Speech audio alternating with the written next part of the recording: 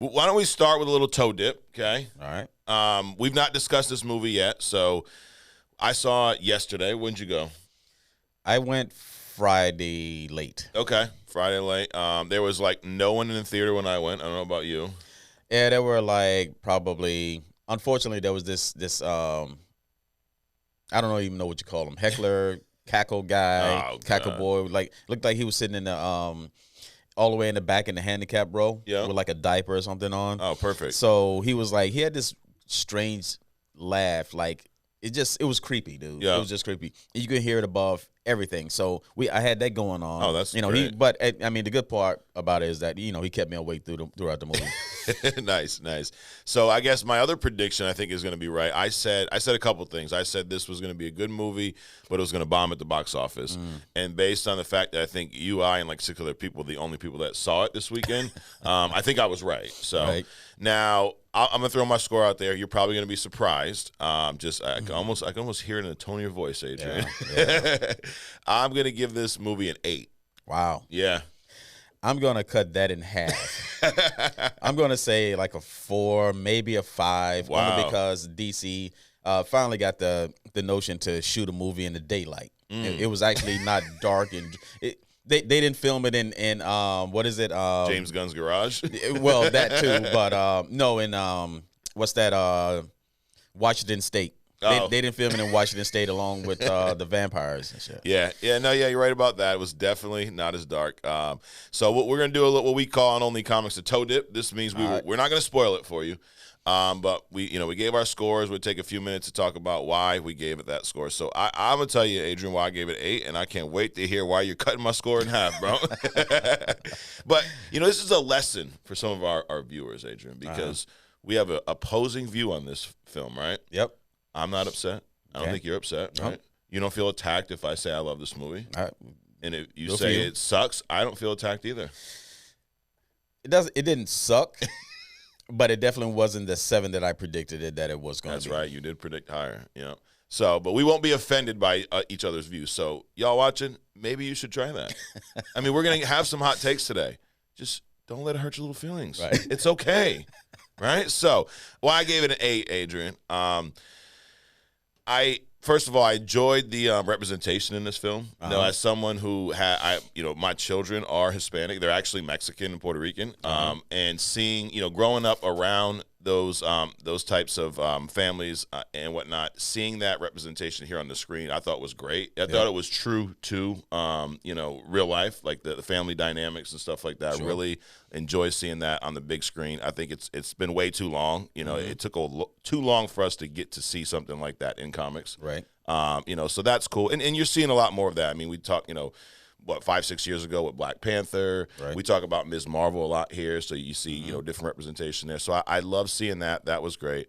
I thought the story, I thought it was entertaining. I thought the humor was on point. George Lopez really stood out to me as the uncle. I forget his name in the movie, but he really stood out to me. And then the kid, I didn't even really know who this kid was, but apparently he's from Cobra Kai, which I've never watched. Have you ever seen that show? No. It's like a continuation of Karate Kid. Yeah. I was going to watch that anyway, so I definitely didn't notice him in it. Yeah, no, one of my kids loves the show, so he was pretty big on this, so we went to see it, my son.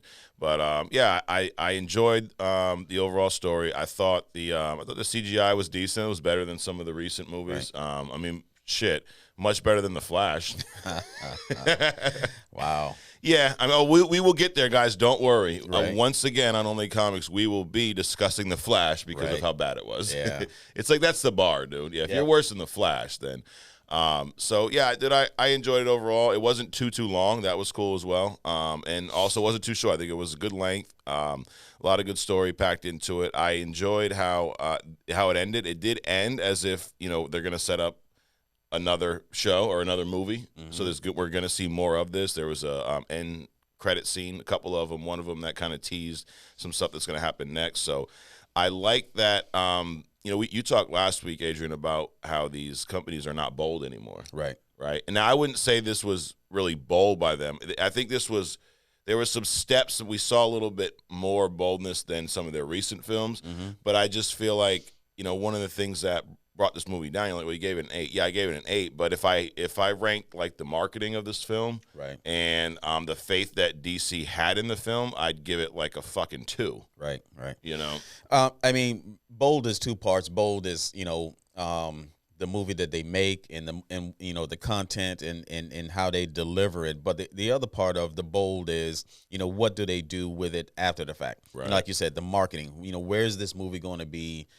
Where are the screens going to be? Mm-hmm. What are the audiences going to be? I mean, that's part 2 of the boldness of this, and we can only see. We'll see where they go with this. Yeah. But yeah, I don't think they were bold at all with the market. And matter of fact, I was me and my son were in line. We bought the tickets, and then we're getting some snacks and stuff. And then one of the younger kids who works there, who's probably like, I don't know, 16, 17 years old, right?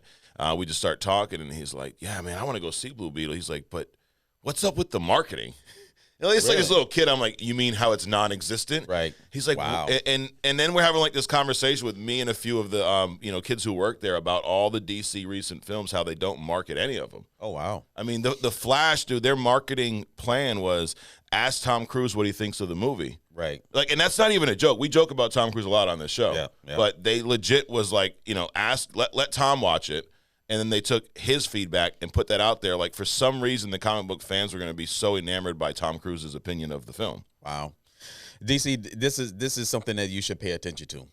If you have a customer in line and they're discussing with the team that's selling them tickets, the team members that's working in the theater is wondering what's going on with your marketing, you're doing a shitty job For real. dude, of marketing a movie. That's horrible. Yep. That ain't a hot take. That's just the truth. Right. That was something else. We've been accused of telling the truth on this podcast, Adrian. Imagine that. Guilty as charged, right?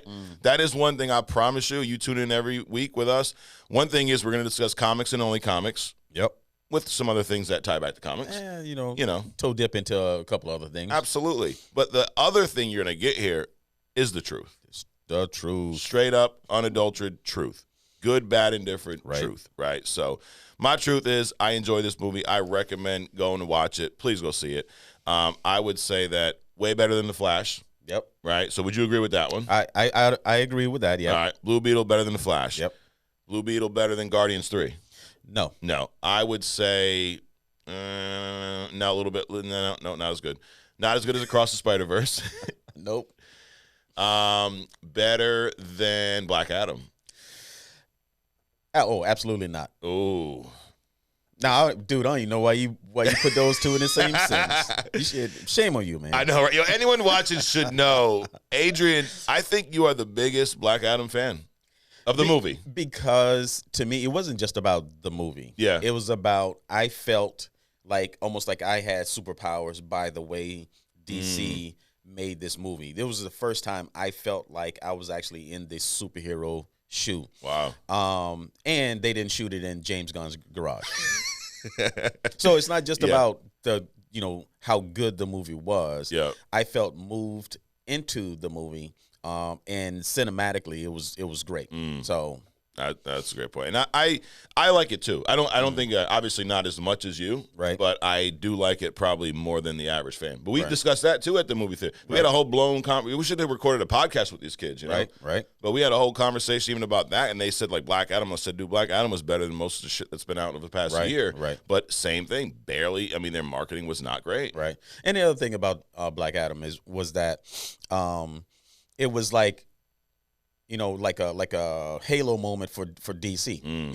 We trash DC. I trash DC a lot because they put out such dark, shitty movies. Yep. And this was like, one of the better movies that they've made in the sun. Right. Kind of a thing. So for me, it kind of redeemed DC. And then, of course, they proceeded to shit on everything else after that. That was great, right? This movie redeemed you guys. It's going well, and we'll just go throw it in the trash. Right, exactly. We'll go throw it in the garbage can behind James Gunn's garage, so this movie, now I have some critiques. I know I said 8. Now, when I say these critiques, I may even chop my score down a little bit. Right. But and one of my biggest critiques about this film is actually one of the things that I think you and I both really like about the Black Adam film, the fight scenes. Right. The fight scenes in this movie, for the most part, felt like they came out of a Marvel show. Right. They didn't look like superheroes. Yeah. Well, I mean, my biggest critique about all this stuff was that they appear to have justified every scene. I won't get into it now. We'll do deep dive later, but they seem to just make the movie longer than it needed to be based on the decisions that they made throughout the movie. So cinematically, it was good. Yeah. I thought the actor portrayal was good. It's just that some of the stuff just didn't jive with me. Okay. As a person that's looking at a movie. Yeah. It just seemed forced. But we'll get into it later. Yeah. And I do probably agree with that. I think there was some of it that was just like almost too in your face. Like, we don't have, like, you don't have to explain everything. You know? Yeah, there was that. Like every little aspect. And then it also suffered from what a lot of these movies are suffering from right now, is where they want to introduce way too much at once. Yeah. It's like guy goes from a nobody to getting, finding this scarab to having all these powers. Next thing you know, he's like crazy power. And it all happens like within seconds. Yeah. And we've talked about this here on some shows, origin stories like Iron Man. It's one movie, but it makes you feel like it's, an extended period of time of him learning how to build these suits, use them. Spider-Man. I mean, in any version of Spider-Man, he gets bit, and it takes a little bit to figure out how. I mean, even in the animated ones, Into the Spider-Verse, the first one, Miles didn't have control over his powers for the entire film up until like the last scene of the film. Right. Right. And here, this dude's just like, it's scary, and I get a whole different idea of how he gets his powers, but it's that. So my two big critiques are the fight scenes. I need to see more action. I need to see, like Black Adam. To your point, dude, when Black Adam is hitting people and they're flying around, you feel it. You do. Right. This movie, it was like Cobra Kai. It was like some Karate Kid fucking fights. It kind of does help when your power is talking to you. Yes. Kind of coaching you through how to use itself, So I guess that was cool, but still. I just want to see more impact. Four. I just want to see more impact when they're hitting, when they're fighting. I want it to feel like someone who is super powered. I don't want it to feel like it's, me and you fighting some guys down the road. Right. And when does an alien from another planet care about killing people? Right. Oh, Jaime, we don't kill. Really? Yeah, you were just trying to kill earlier.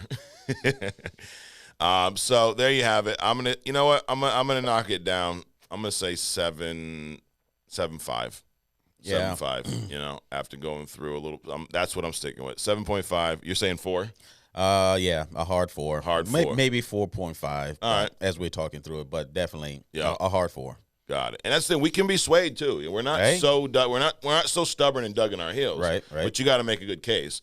And I just talked myself out of an 8, and you talk yourself up to a 4.5. So who knows? All right. So that's it for the Toe Dip. I highly recommend going to watch it. There are some rumors about this movie, really, or seeing more of Blue Beetle moving forward. However, we talked about this a little bit last week with James Gunn being afraid to really go all in on this movie because he at one point said this is the beginning of the DCU. Then he says the Superman Legacy is the beginning of the DCU. So it sounded like, to me, if I'm interpreting this, Adrian, sounds like he was waiting to see how this movie did before he made a decision if he was going to include, the Blue Beetle in the story moving forward. Right. I don't highly recommend going to see this movie, but I do recommend going to see this movie. Just like the Marvels, just like Black Panther, there's a lot of culture in this, and I enjoyed that. Quite frankly, if it wasn't for the culture part, it'd probably be Flash level. Yeah. To me, no, it wouldn't have been Flash level. It would not have been a 4. It'd probably like a 3 or 2, something along those lines. But I do recommend going to see the movie. It was visually very appealing. It's just that for me, it seemed forced. Yeah. It seemed like a lot of stupid things were happening. But we'll get into that in a deep dive. Oh yeah, we will.